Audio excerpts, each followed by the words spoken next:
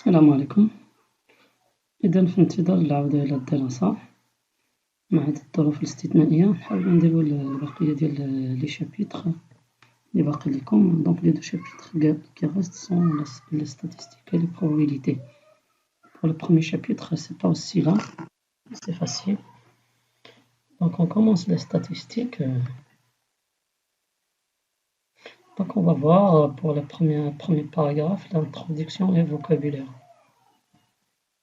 Donc l'introduction est suivante. Donc le but des statistiques, en premier lieu, c'est de rassembler les données sous forme de tableau.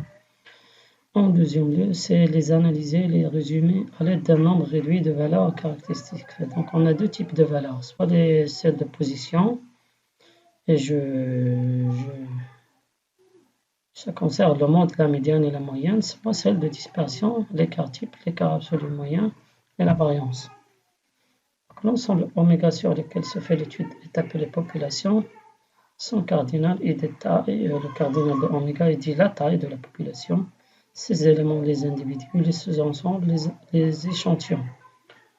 On appelle variable statistique au caractère quantitatif toute application x qui va de oméga vers r avec x oméga peut être continue comme par exemple, le nombre d'enfants dans un ménage, ça veut dire une famille, ou bien la durée de vie d'une ampoule. Donc on voit que la durée de vie d'une ampoule, c'est un caractère continu, et pour le nombre d'enfants, c'est un caractère qui est discret, qui appartient à n.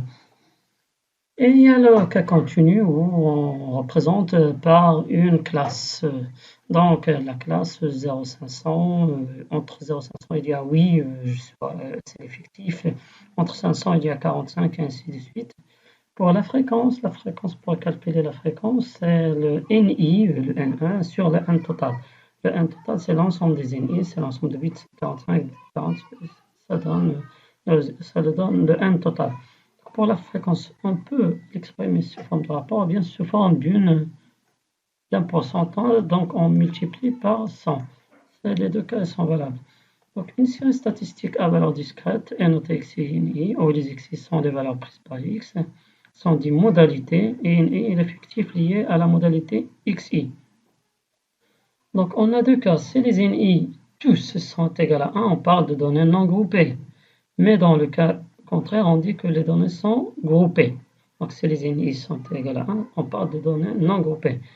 Et dans le cas continu, la série statistique sera notée CI, NI avec CI, c'est le centre de la classe. Par exemple, cette classe, le centre, c'est 0 plus 500 sur 2, c'est 250. Et ces 600 centres, c'est 750, et ainsi de suite. Donc on peut représenter ces données par des graphiques. Le type de graphique qu'on a, le diagramme en bâton, l'histogramme et le diagramme circulaire. Ça dépend de ce qu'on veut. La deuxième partie, elle concerne les valeurs caractéristiques. D'abord, on va voir les valeurs caractéristiques de position. Donc la première valeur caractéristique de position, c'est le mode. La deuxième, c'est la médiane. C'est quoi le mode? Le mode, c'est la modalité d'une série statistique qui représente le plus grand effectif dans le cas discret. Mais dans le cas continu, on parle de classe modale qui représente le plus grand effectif. Si on revient à notre exemple, donc ici la classe modale, c'est quoi? La classe modale, c'est la classe C2. C'est la classe C2. Pour la médiane, c'est là où il y a un peu de travail, mais on va faire avec.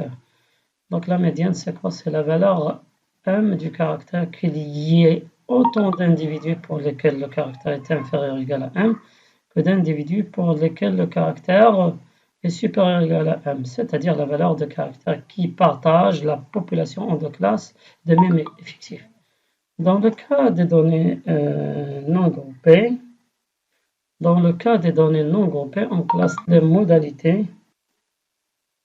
On classe les modalités par ordre croissant ou décroissant et on prend comme médiane la valeur du milieu dans le cas impair ou la somme des deux valeurs centrales dans le cas pair. On va voir des exemples. Donc pour notre cas, Donc on a dit si n est un nombre pair, donc la médiane d'une série statique est rangée dans l'ordre croissant x1, x2 jusqu'à x3. Donc si m est égal à 2p, c'est un nombre m, alors m c'est le centre de l'intervalle xp x plus 1. Donc on est dans le cas non groupé. Donc on voit bien que l'effectif c'est égal à 1 pour chaque modalité. Donc qu'est-ce qu'on a ici? On a combien de termes? 1, 2, 3, 4, 5, 6, 7, 8. Donc 8, puisque 8 c'est un nombre pair, donc m est le centre de x4, x5. x4 et x5. Mais pour le cas impair, p est égal à n plus 1 sur 2. Pour notre cas, on a 7 modalités, donc n est égal à 7. Ainsi, la médiane est x4. Avec 4, c'est xp. Avec p, c'est n plus 1 sur 2. 7 plus 1 sur 2, c'est le x4. Là, on voit bien, ça se voit bien dans ce cas. On a combien l'effectif total? 1, 2, 3, 4, 5, 6, 7. Donc, la modalité qui partage la population en deux populations égales est la suivante, parce qu'on a ici 3, ici 3. Okay. Passons à une autre méthode pour trouver le mode, et surtout pour une série continue. Pour une série continue. Donc, on a les classes suivantes et l'effectif. Ici, on va calculer l'effectif cumulé. Comment? Donc, 10 plus 8, ça donne 18. 8 plus 18 plus 2, ça donne 30. 30 plus 11, 41, ainsi de suite. Donc, l'effectif total, on a 50. On a 50 nombres. 50% de l'effectif total est 25. Donc, on va chercher la médiane ici et la note correspondant à l'effectif cumulé 25. Donc, on voit bien que l'effectif cumulé 25 se trouve dans l'intervalle 8-12. Entre 8 et 18 et 30. Donc, il est dans l'intervalle 8 et 12. Donc, on va chercher la médiane par la méthode de l'interpolation linéaire. Qu'est-ce que ça veut dire l'interpolation? On sait, lorsqu'on a affaire à une droite, pour chercher son coefficient directeur ou bien la pente, on a besoin de 2 points, soit A et B, ou A et C, et B et C. Donc pour chercher le coefficient directeur, il suffit d'avoir les 2 points P, C égale P moins YK sur XP moins XA, ou bien les 2 points CA, ou bien C et B. C'est cette méthode qu'on va utiliser pour chercher la médiane. Donc on a dit que la médiane se situe sur l'intervalle 8-12, puisque 25 c'est la moitié de l'effectif qui se trouve ici entre 18 et 30. Donc on va chercher à trouver la médiane d'une manière linéaire. Donc on va supposer que la modélisation des modalités suit la droite AB. Avec A, c'est quoi? A, c'est le point de coordonnées 18, 8, et le B, c'est le point de coordonnées 30 et 12. On va les reporter dans notre schéma, et on va chercher la médiane. Donc la médiane, c'est celle qui est correspondante à 25. Donc on va chercher la médiane, c'est ce point-là. Ce point-là qui correspond à l'effectif cumulé 25. Comment? On va faire la méthode du calcul de coefficient directeur. Donc on a pour les 2 points suivants M et A et B. Donc ME moins 8 sur 25 moins 18 est égal à 12 moins 8 sur 30 moins 18, et ça va donner, après calcul, c'est une équation, donc ça va donner ME, c'est approximativement 10,33. Donc un autre exemple, une autre méthode pour chercher la médiane d'une population à caractère continu. Donc on étudie l'exemple suivant. Il s'agit d'une population à travers un échantillon de 100 bébés nouveau-nés.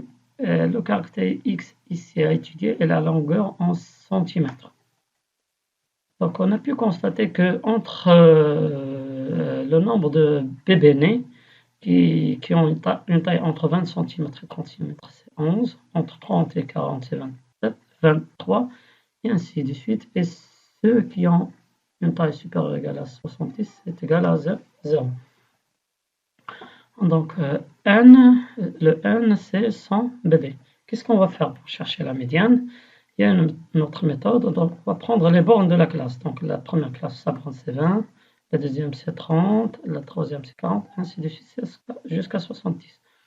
Donc, la deuxième colonne, on va calculer les effectifs cumulés. Comment? Donc, la première, c'est avant 20, qui ont 20 cm et moins, c'est 0. Donc, on va faire 0 plus 11, ça fait 11. 11 plus 23, ça fait 34. 34 plus 37, ça fait 71. 71 plus 18, et ainsi de suite. De la même façon, on va calculer l'effectif cumulé décroissant. On va commencer par 100, mais cette fois-ci 100 moins 11, c'est 89. 89 moins 18, c'est 66, jusqu'à retrouver le 0. Donc, on va représenter les deux colonnes dernières, ça veut dire l'effectif cumulé croissant et décroissant, et on va trouver le schéma suivant. Celui-là, c'est l'effectif cumulé décroissant et décroissant. Le point où elles s'intersectent, ça veut dire le point d'intersection, c'est là où il correspond la médiane. Donc, on va juste calculer et lire dans le graphique la valeur de la médiane et on va trouver la médiane.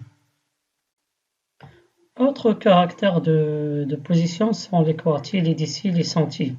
Donc, ce sont des caractéristiques qui correspondent au même genre de préoccupation que la médiane. Par exemple, on va prendre les quartiles. Donc, ce sont les trois valeurs Q1, Q2, Q3 qui partagent la population en 4 sous-populations de même taille. On les note Q1, Q2, Q3, ça veut dire quartile. Même chose pour les décis et les centiles. Donc, les décis sont les 9 valeurs D1, D2 jusqu'à D9 qui partagent la population en 10 sous-populations de même taille. Même chose pour les centiles. À titre d'exemple, on va calculer les quartiles de l'exemple 4. Donc, on va calculer d'abord l'effectif cumulé. Donc, 2 plus 7, 9. 9 plus 16, 25, ainsi de suite jusqu'à 100. Donc, le quart de 100, c'est 25. Donc, je vais chercher la modalité qui correspond à 25. Donc, pour 25, c'est x3. Donc, le premier quartile, c'est x3. Le deuxième quartile, il correspond à la médiane. C'est celle qui correspond à 50. Pour 50, donc, c'est x5. x5. Et pour le Q3, c'est x6. C'est x6. OK. Donc, il y a d'autres valeurs de position sans la moyenne. Donc, la moyenne, pour calculer la moyenne, il y a deux cas pour les données non groupées. Et pour les données groupées, il y a 3 cas. Et pour le cas continu.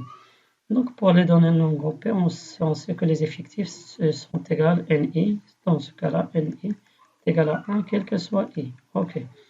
Et si les NI sont différents de 1, donc la moyenne, c'est la somme des XI sur la somme des NI, c'est 1 sur I. Ici, pour les données groupées, on va pondérer avec les effectifs NI.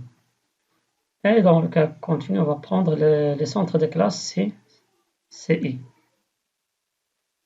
Pour les valeurs caractéristiques de dispersion, d'abord on constate qu'une série statistique ne se résume pas uniquement par des valeurs caractéristiques de position, mais aussi des valeurs caractéristiques de dispersion. Donc, comme on va le voir dans l'exemple suivant, on a deux séries. Donc, la première série, par exemple, elle représente les notes de l'étudiant 1 dans, par exemple, les mathématiques. La deuxième série, c'est les notes de l'étudiant d'un autre étudiant, l'étudiant 2, dans la même matière, les mathématiques. Donc, on voit bien que ces deux séries ont la même médiane, m est égal à 10, et la même moyenne, x bar est égal à 10 pour les deux séries. Et pourtant, malgré qu'ils ont la même médiane et la même moyenne, elles diffèrent beaucoup. D'où la nécessité de valeurs caractéristiques de dispersion. Donc, première valeur qu'on va voir, c'est l'écart absolu moyen.